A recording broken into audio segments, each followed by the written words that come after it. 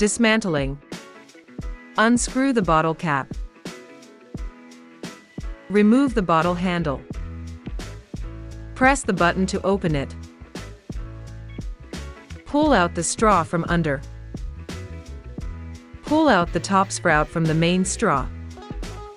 Remove the silicone sealing gasket.